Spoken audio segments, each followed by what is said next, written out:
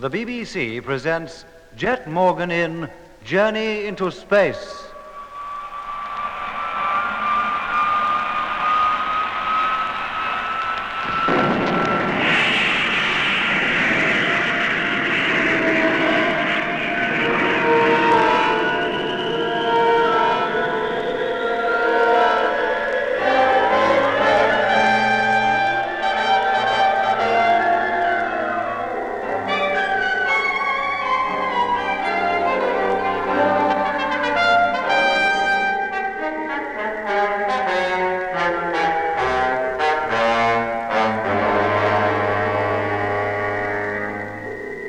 June 15th, 1972, Earth time. 7 years since man first conquered space. 2 hours ago, we took off from Mars on the first stage of our 355 million mile journey back to Earth and home. Of the 20 men who set out on this momentous journey, only 8 are returning. Of the ships which formed our Martian space fleet, 6 have had to be abandoned. 2 of them total wrecks, their debris destined to drift in space forever. And the rest, for want of crews to man them, have been left behind. It was intended that we should remain on the Red Planet for a year. In fact, it was little more than 3 months. To have stayed longer would have meant staying for good. When I think back on the last few months, I can hardly believe that such fantastic events could have taken place.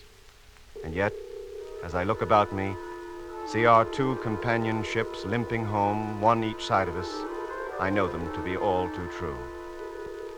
And during the long, dreary weeks of our return, we shall have time enough to ponder on the wisdom of man's ever venturing further into space than to his own moon. Even now, it is by no means sure that we, the survivors, will reach Earth and home safely. However, I write a full account of what has taken place while it's still fresh in my mind, in the hope that when the next expedition sets out for Mars, as it surely will, its crews may profit from our own bitter experience.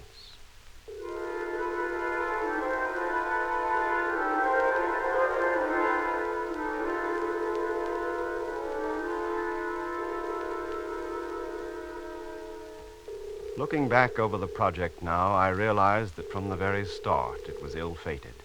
For even before takeoff, things were against us. Portents, had we then realized it, of what was to come.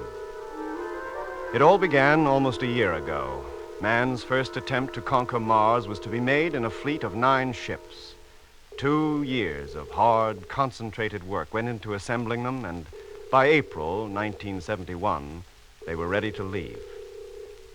A few days before scheduled takeoff, Jet Morgan, leader of the Martian expedition, left Earth for the launching ground on the moon.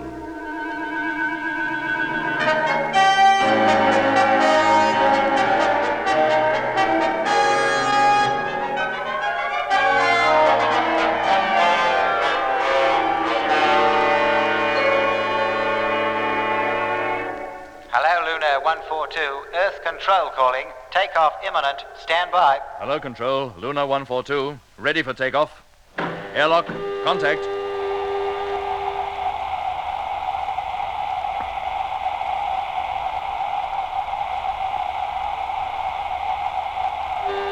Gyro. Contact. Okay, Mitch? All set. How about the passengers? Well, they look healthy enough now. I hate to think what they'll look like in 50 minutes or so. All right. Stand by for firing. Standing by. Hello, Control. Luna 142, ready for takeoff.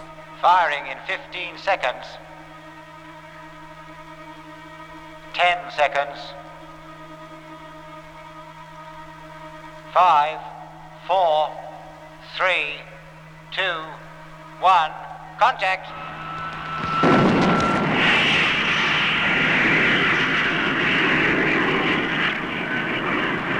0 plus 10 seconds, height 9.2, velocity 4250. 0 plus 20 seconds, height 15.1, velocity 5680.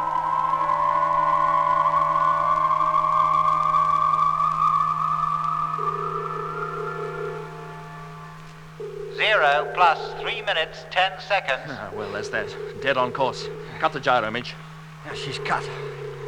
Oh, I wonder how those fellas back there made out. Maybe I'd better go and see. I think you had, but make it quick. Too right. Hello, Control. Luna 142, Morgan calling.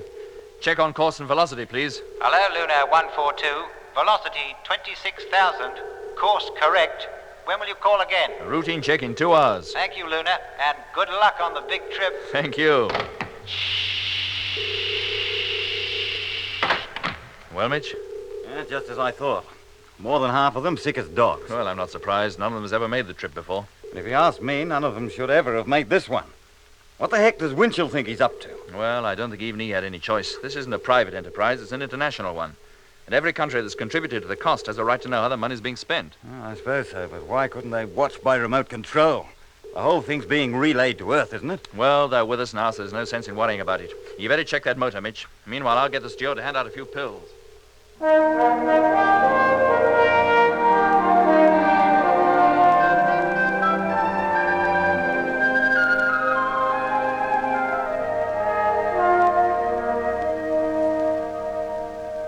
Hello, Luna. Moon Control calling. Receiving you loud and clear. Course X742, track E. Request height and speed. Over.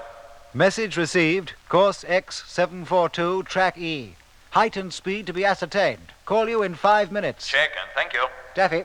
Huh? Landing computation, course 742, track E. Where are the figures? Right here, landing within the hour. Oh, they don't give us much time, do they? Get on with it, Taffy. Pilot's waiting. Oh, give me time, man.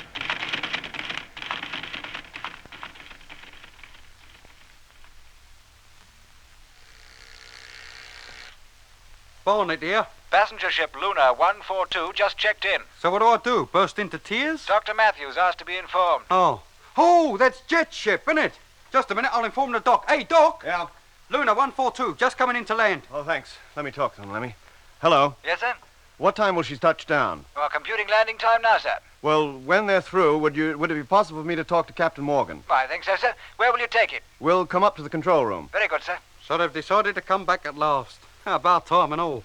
Well, you know how it is back at base, Lemmy. Endless meetings, last-minute checks. Come on, let's go. Do we need suits? No, we're not going outside. Oh, right, I'm ready. And open the door. Oh, yes.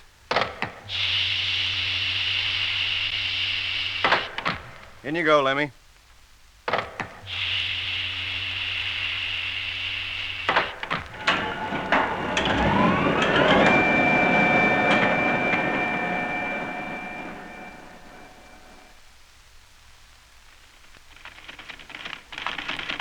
Morning, Taffy boy. How's the gazintas? Good morning, he says. And sunrise still 3 days away. It's morning to me. I've not long been up. Excuse me a minute. The facts and figures. Well, how long before they land, Taffy? 50 minutes, 30 seconds from now. Uh-huh. I'll give them their information. Then I want to talk to Captain Morgan. Yes, sir. Hello, Luna 142. Landing control calling. Come in, please. Hello, Control. Receiving you loud and clear. Here are the final computations. They indicate normal landing procedure. Are you ready to take them? Go ahead. Your height is 4,000 miles. Speed as per schedule.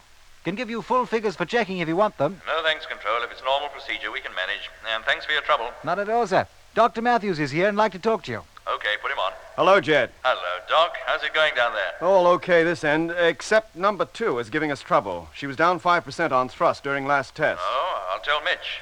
You've no idea what the trouble is. Well, engineers are still trying to trace it. Last report seemed to suggest the pumps. Okay. Oh, and while you're on, Doc, you might tell welfare we'll need accommodation for 3 extra personnel. 3 extra. Launching crew, you mean? No, journalists. What? Yes, Doc. Winchell insisted we bring them. Oh, Mitch did his darndest to stop it, as you can well imagine, but it was no go. They're to get an eyewitness account of the takeoff for world syndication. But I thought no, that... I know. So did we, but there it is. Winchell waived the rule and allowed them to come. None of them's even been in space before. How did they take it? Oh, not too well at first, but they were okay one day out. They've been a bit too lively since. You'll have to appoint somebody to look after them and keep them out of our way. Well, I'll do what I can, Jet. Anything else? No, not. What the? Emergency! Action stations! Close all airtight doors! Come on, hurry up! Doc, for goodness sake, what's happened? What is it, Lemmy? Doc, hello? Search Hello? me. I don't think there's anything wrong in here. How about it, Taffy? Airtight doors closed okay. Vents too. Operator, get me engineering section. Yes, sir. Hello. Control here. Hello. Landing control calling. Have Dr. Matthews here. Hello. Landing control. Put Dr. Matthews on, please. Hello, engineering. What happened? I'm not sure yet. Seems there was an explosion in the living quarters. Air pressure went down to 0 immediately. You better get over here, Doctor. Is it safe for me to leave this block? I've no spacesuit. I'll find out the extent of the damage and let you know. Okay, and make it quick. Yes, sir. Is it bad, Doc? Living quarters. Either an airlock broke down or one of the walls collapsed or something. Blimey. Anyhow, until we hear from engineering, nobody is to leave this room. Is that clear? Yeah. Hey, Doc. What about the men in living quarters? Heaven knows. If the worst has happened, there's nothing we can do for them.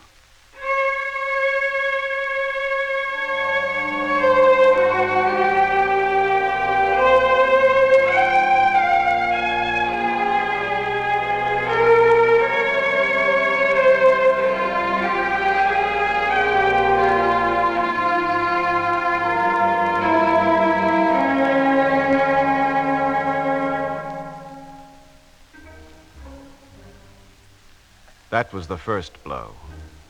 For 2 years, an army of men had worked hard to build the moon colony.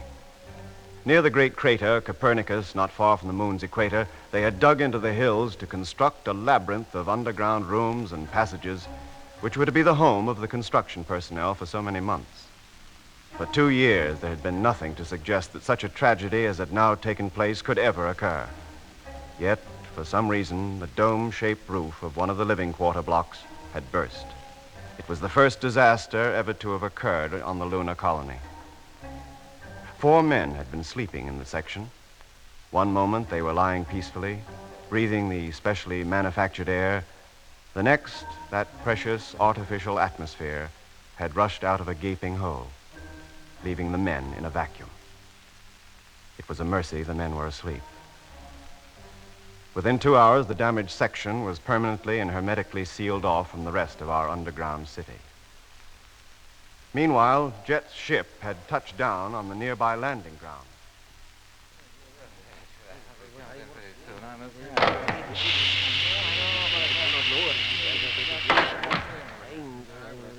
Here he comes now. Good afternoon, gentlemen. Good afternoon, sir. I'm sorry your first visit to the lunar colony should have been marred by such an unfortunate catastrophe. We understand, Captain Morgan. What happened? Well, as far as we can tell, a section of the living quarters was struck by a large meteor. That's a hazard against which up here we have no protection. I'm afraid 4 men lost their lives. Were any of them crew members? Yes, 2, but we will still take off according to schedule. Without them? We have reserve crews standing by. Gentlemen, what you write to Earth is, of course, your own affair, but I should be grateful if you made no mention of this tragedy until the expedition has left. Meanwhile, if there are any specific questions you'd like to ask about the project, now's the time to do it. During the next 3 days, I'm afraid I'm going to be too busy to see much of you. When do we get a look at the ships? Oh, that's already arranged. And you'll be able to watch the takeoff from our observing tower. I will also have you shown around the colony, where I'm sure you'll find much to interest you. How long will the trip to Mars take? 6 months each way and a year on the planet itself. Doesn't that present a great supply problem? Oh, yes. All the ships except one are freighters. They carry equal amounts of water, fuel, food, oxygen, and scientific equipment. We're taking supplies enough for 3 years. We hope to be back within 2. So you're leaving quite a wide safety margin. Well, from our previous experience of traveling into the unknown regions of space, we feel that's essential. The history of our first trip to the moon is well known. We were stuck up here 14 days longer than was intended and got back to Earth only by the skin of our teeth. We were lucky to escape with our lives. Why does the Martian expedition have to start from the moon? Why not the Earth? Surely ferrying the materials to build the ships all this way must have put up the cost beyond imagination. The low gravitational pull of the moon enables us to take larger ships and propel them with far less fuel than would be needed to take off from Earth. Taking off from here, in fact, actually lowers the cost. Will all the members of the expedition be landing on Mars? Oh, no. Only 8 of us. The remaining crews will stay within the freighters in orbit about 1,000 miles above the planet's surface. For a whole year? I'm afraid so. But won't those men feel cheated to have gone so far and yet never actually touched down? Believe me, sir, the freight crews are fully aware of their position, but they'd rather do without landing than not go at all. On what part of the planet will you land? On the northern ice cap. Won't you find it rather cold? Oh, probably, but only on the ice caps can we be sure to find a surface smooth enough. Once we've landed safely, we'll unload the tractors and make our way down towards the Martian equator, exploring as we go. How about living accommodation? Oh, we shall live in inflatable pressurized spheres. They'll be ample protection against the Martian weather. From the books I have read, I gather that people who are well up in these things believe that Mars is one planet on which one might find some form of life. Yes? Supposing that life is intelligent and hostile, how do you protect yourselves? Well, the most advanced form of life we expect to meet is a primitive plant life. What about the canals? Well, what about them? Well, aren't they supposed to be irrigation channels dug by the Martians to water their deserts? That was a popular belief of the 19th century. It's not held now? By some, yes. Can you see the canals? Are they really there? What are known as canals certainly exist, but whether they contain water or are merely discolorations on the planet's surface, I cannot say. I'll let you know in 6 months. Will it be possible for us to look at Mars while we're here? Oh, I'm sure the observatory staff will be glad to accommodate you. If any of you have looked at the planet before, from the bottom of the vast sea of air which envelops the Earth, then you have a very pleasant surprise coming. Our telescope is not large, but because of the perfect viewing conditions up here on the moon, it's possible to see details of the planet's surface which would be invisible down on Earth, even through their largest telescopes. And, well, now, gentlemen, if you have no further questions, I would like to take you to the welfare officer who will show you to your quarters.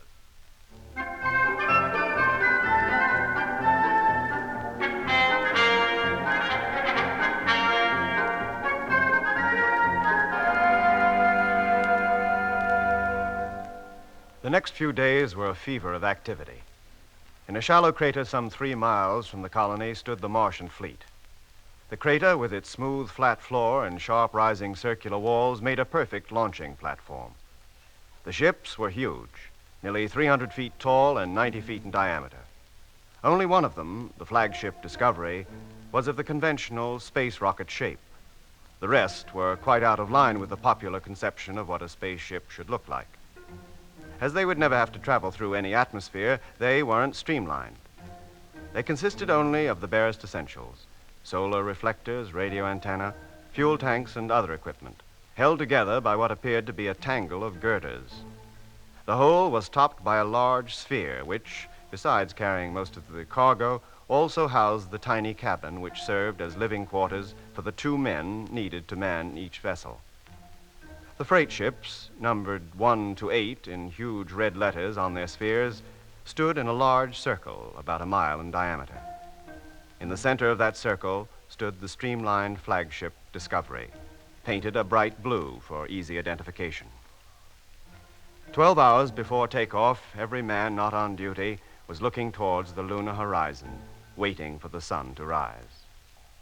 Behind us, hanging motionless in the void, itself like a great moon in first quarter, was the Earth.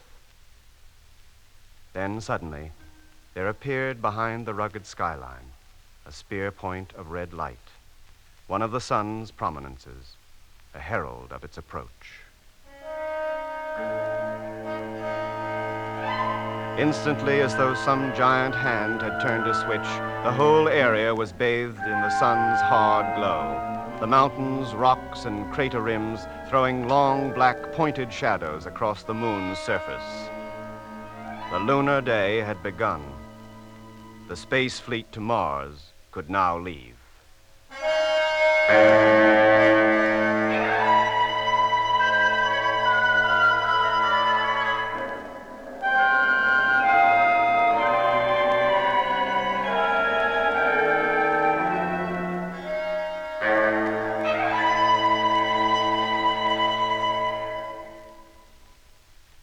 Time, 0 minus 1 hour.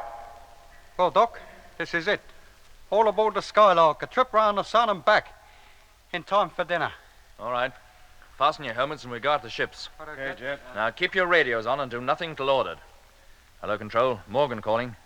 Crew assembled, ready to leave in a few moments. Check. Now, remember, gentlemen, when you pass through the airlock, you will board the truck that bears the number of your ship. When the launching ground is reached, you'll climb aboard your craft, close the airlock, carry out pre-takeoff checks, and, in numerical order, ask Control to remove your elevator gantry. Now, stand by. Okay, Control. We're all set. You may let us out now. Airlock opening.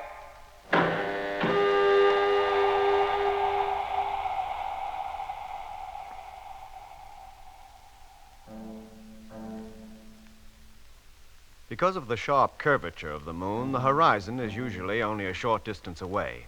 So when we arrived at the launching ground in the personnel trucks, we had completely lost sight of the colony. But once we had boarded the little elevator and it had climbed 300 feet up to the main door of the ship, the 5 great domes topped by the observatory were easily seen. Already the film unit cameras were turning and the radar operators preparing to follow the course of our flaming exhausts, which to them would look like comet tails. Soon, Jet, Lemmy, Mitch, and I were safely inside our tight little cabin. All right, gentlemen. You may take off your helmets now and stow your suits. Let me call up control. Have the fleet check in. Yes, Jet. Hello, Control. Flagship calling. All now aboard. You may remove elevator gantry. Thank you, Discovery. Removing gantry. Flagship calling Space Fleet. Pre-takeoff check. Come in, please. Freight number 1, check. Number 2, check. Number 3, number 4, number 5, number 6, number 7, number 8. Thank you. Stand by for firing. Okay, Jet. All set. Mitch? Doc? Pre-takeoff check, okay. Okay. Then get onto your bunks and strap yourselves in. Well, there's one thing to be said for these new atomic motors. With their slow acceleration, we're not likely to go through the agony we did when we first took off from Earth. You remember? Will I ever forget? Luna was no more than an old crate compared to this job. Lemmy, televiewer on. Televiewer, contact. Rotator, Lemmy. Rotating. Better take a good look. It's the last we'll see of the moon for 2 years. Seems an awful long time, doesn't it? There goes the first flare. Takeoff imminent. 0 minus 30 minutes. That's it, Jet. Full circle. All right, Lemmy. Now, all of you, lie back and relax. Remember, takeoff is fully automatic. Nothing should go wrong. Well, let's hope not. 35 million miles is a long way from home. Now, we'll be first off. The rest will follow at 2-minute intervals. 30,000 miles above the moon's surface, the motors will be cut and we'll be coasting the rest of the way. Next stop, Mars.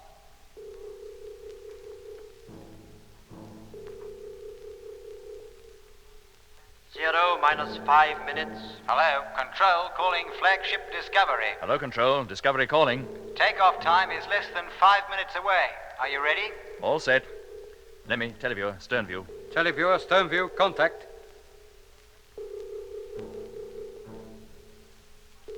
0 minus 45 seconds. Stand by. Won't be long now. Hello, freight number 1. Control calling. Number 1 to control. Your takeoff time is imminent. Are you ready? All set. 0 minus 15 seconds.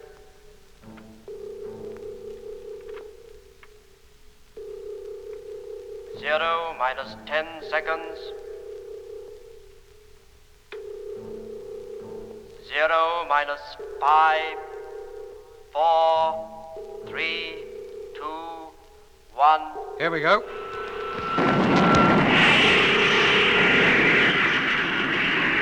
Goodbye, Moon. I'll send you a postcard.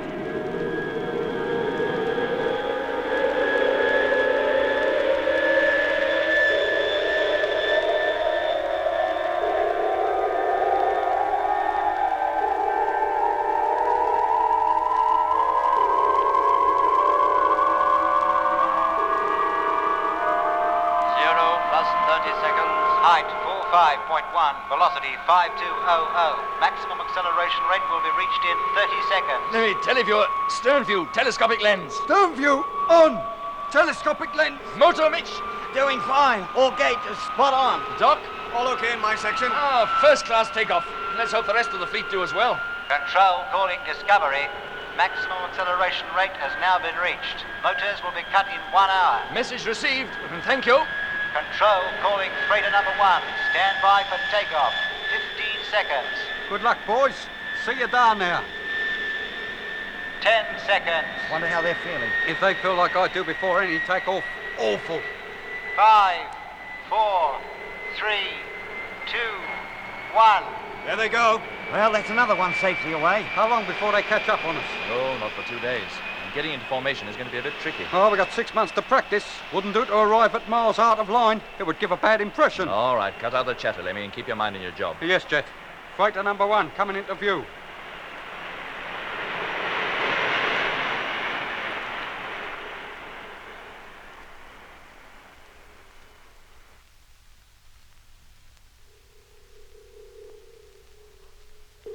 1, 3, 4, 6, 7, and 8 dead in line. 2 and 5 still lagging behind a bit, but moving up slowly. Shall I tell them to give their motors a short burst? No, Lemmy, we don't want them wasting fuel on fancy flying formations. They'll probably drift into place during the next few hours anyway. Well, if the line's pretty enough for you now, Jet, do you think I could call in the motor reports? Go ahead. Let him get the radio, Lemmy. Hey, Mitch, it's all yours. Hello, Space Fleet. Chief Engineer, calling freighters 1 to 8. Will you pass your motor reports, please? Freighter number 1 calling Discovery. Reactor normal. Fuel consumption tank 1, 379.842. Tank 2, 379.836. Thanks, Pete. How was takeoff? Fine. Couldn't have been smoother. Call you again in 30 minutes. Roger. Flagship Discovery calling freighter number 2. Come in, please. Freighter number 2 calling Discovery. How are things with you, Frank? Shocking. Eh? Been having trouble all the way. Well, what kind of trouble? Motor lost thrust soon after we left base. Had to turn on the juice a bit or we'd never have made the rendezvous. Used up a lot of fuel, I'm afraid, Skipper. Well, how much? At least 10% above estimated consumption. Did you hear that, Jet? And that's not all. Well, what else? Main radio receiver's on the blink. We seem to be transmitting okay, but reception from base is down to strength 2. You're hearing us all right? Yeah, strength 5. Well, keep listening up. We'll call you back. Too right. Well, Jet, what do we do about that? Frank might be a good pilot, but he's no radio man or engineer. Who's with him in that ship? Whitaker, construction engineer. No chance of him finding the cause of the trouble, then. We'll have to transfer a motor engineer and radio mechanic from one of the other ships. See if they can detect the fault. Oh, nearest motor engineer is in ship 5. Nearest radio mech is ship 7 on the far side of the formation. Number 5's lagging behind anyway. Transfer will be tricky, Jet. Distance too great for safety. We're closer to her than most. I'll go. And take Lemmy with me to look over the radio at the same time. What, me? Go outside? That's all we can do. Now get your suit, Lemmy, and you, Mitch. Sure, Jet. Now take the long safety lines with you. Call up number 2, Doc. Tell them we're sending over Mitch and Lemmy and to get ready to let them in. Sure, Jet.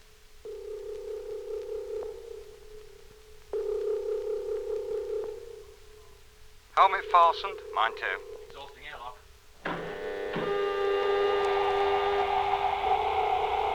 Suit inflated. Suit inflating.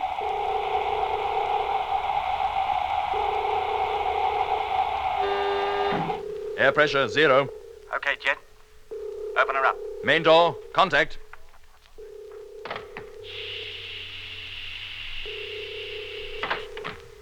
Who's going first? You. Fasten your safety line and push off. There's enough length to allow you to reach the other ship. When you get there, fasten your short line. Then I'll hook the end of your long line to myself, and you pull me across. Yeah, Mitch. And don't pull too hard. Do me a favor. Am I likely to? Just being careful, that's all. Don't want to crash up on the side of that ship. Are you ready? Fasten your line and make sure it's fast. Yeah. All right, now push. I'll keep a hold of the line. If you push too hard, I'll hold you back. And here I go. There he goes. Cautious, wasn't he? He's hardly moving. Better that than too fast. Blimey. Something wrong, Lemmy? No, Jet, just a weird feeling, that's all. Suspended out here in nothing. Oh, it's perfectly safe. You don't feel it. He's nearly there. Ah, made it. Fasten your short line, Lemmy. Short line fastened. Now attaching long line to belt. Right, Lemmy. You ready? Yes, Mitch. Then haul away. And slowly. Taking up the slack. Line tight. Hey, Mitch, where you going? What are you doing up there? It's just like you was a kite and I was flying you. Don't pull on the line, you fool. Lemmy! Lemmy! Blimey! Blimey, it's come off! The line's come unfastened! Jet! Hello? Jet! Hello? The line's come loose! Mitch is adrift! He's drifting away!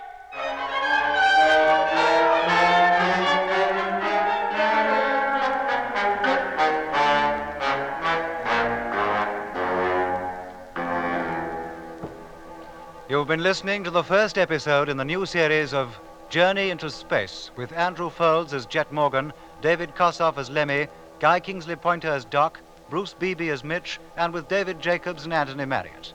The orchestra was conducted by Van Phillips, who also composed the music.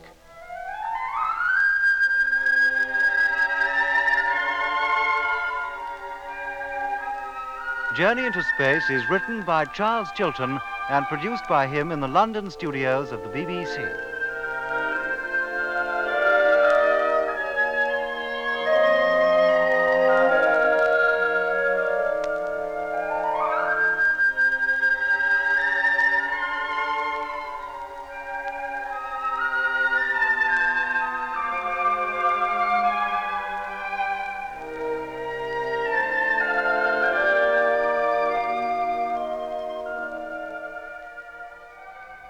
And Journey into Space, the Red Planet, continues in thrilling fashion at the same time tomorrow.